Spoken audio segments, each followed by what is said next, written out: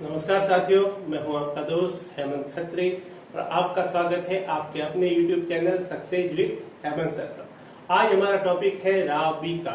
राव बीका के बारे में हमने थोड़ा बहुत तो जब राव जोधा टॉपिक पढ़ा था उसमें कुछ हमने पढ़ लिया था, लेकिन आज हम विस्तृत रूप से बीकानेर के इतिहास की शुरुआत करते हैं। तो बीकानेर का इतिहास राव बीका से ही प्रारंभ होता है, तो हम राव बीका के बारे में विस्तृत रूप से आज से पढ़ेंगे।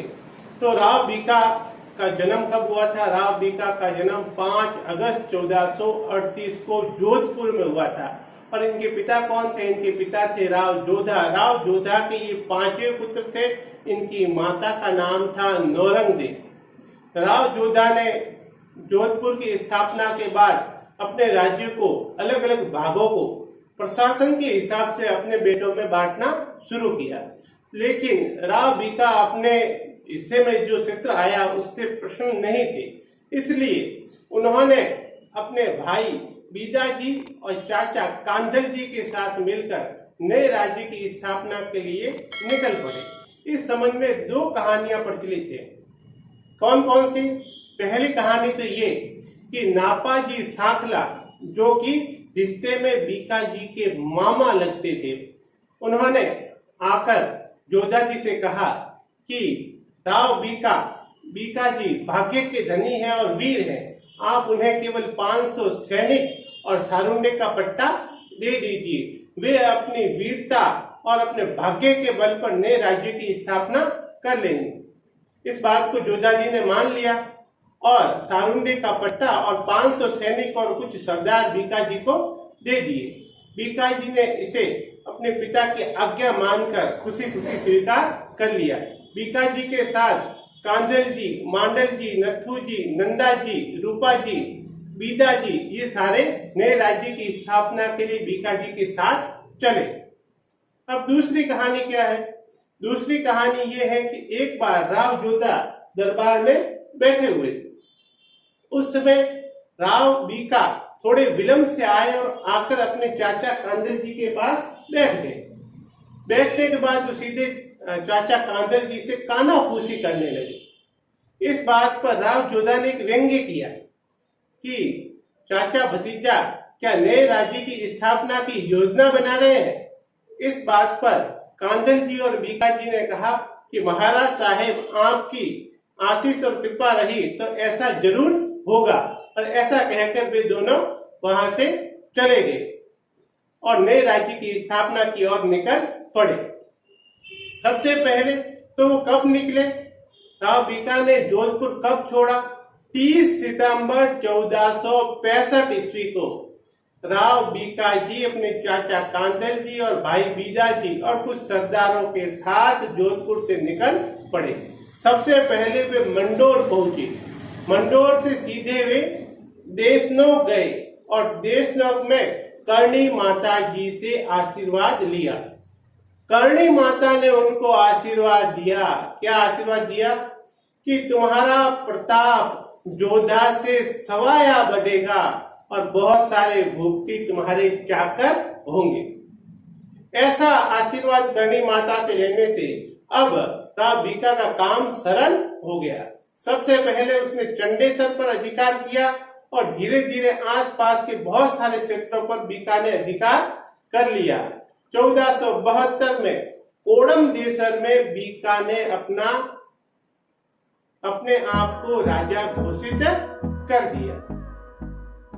राव बीका जोधपुर से निकलकर जांगल प्रदेश में अपना राज्य स्थापित करने के लिए आए।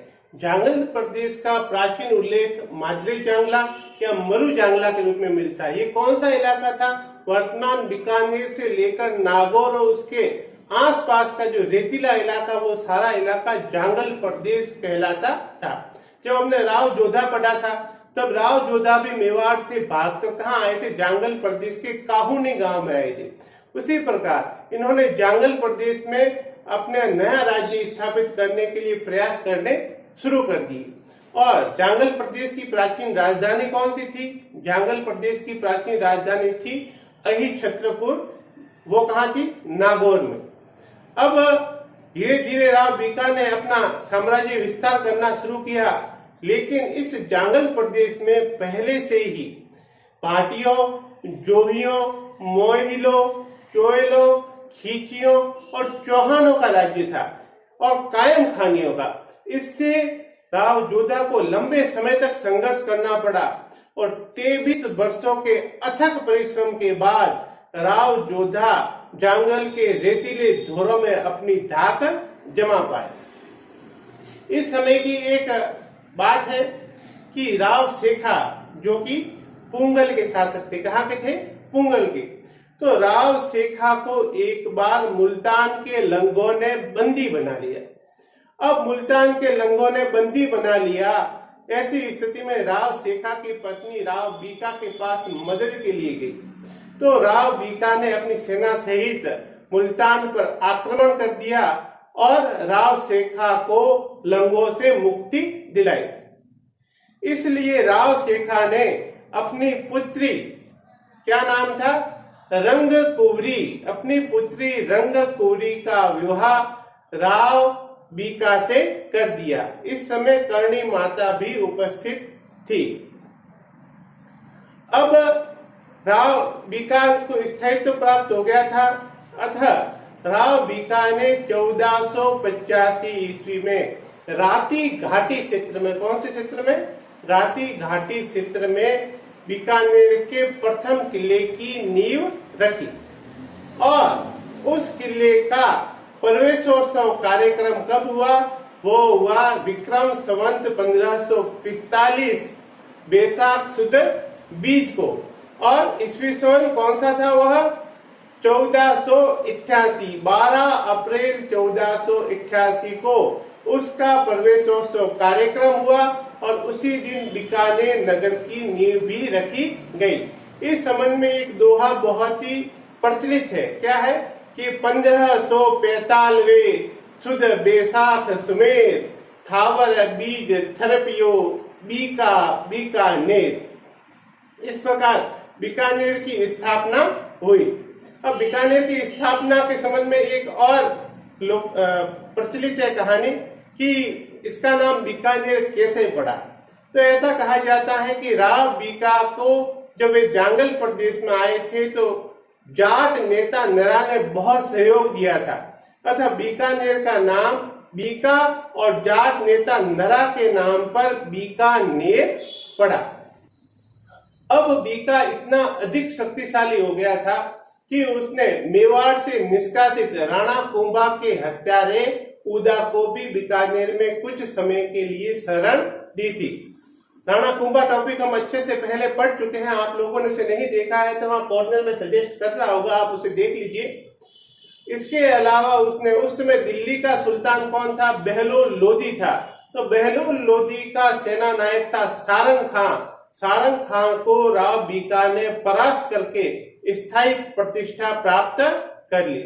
इसके अलावा उसने अपने भाई राठौड़ बीदा को भी छापर द्रोणपुर की जागीर पुनः प्राप्त करने में भी मदद की। ऐसे धीरे धीरे बीका इतना अधिक शक्तिशाली हो गया था कि अब राव जोधा को भी लगने लगा कि कहीं बीका जोधपुर के ऊपर आक्रमण न कर दे। अतः राव जोधा ने बीका से एक वचन लिया कि पुत्र, मैं तुझसे एक वचन मांगता हूँ कि तू जोधपुर के ऊपर आक्रमण नहीं करेगा। तब बीका ने कहा कि ठीक है, मैं जोधपुर पर आक्रमण नहीं करूंगा, लेकिन आपकी जो पूजनीय चीजें हैं वो मुझे प्राप्त होनी चाहिए। तो राव जोधा ने कहा ठीक है। राव जोधा की जब 1488 में मृत्यु हो गई, तब राव बीका ने, जो उस समय जोधपुर का शासक था, राव जोधा किसे उत्तराधिकारी बना के गए थे? सातल को उत्तराधिकारी बना के गए थे, लेकिन सातल की भी मृत्यु हो गई। अतः अब जोधपुर का शासक कौन था? राव सूजा। तो राव सूजा के समय जो राव बीका ने उससे मांग की कि मेरे पिताजी राव जोधा की जो पूजनिक चीजें हैं वो मुझे लौटा दो, जैसा कि जोधा से उसने वादा किया था।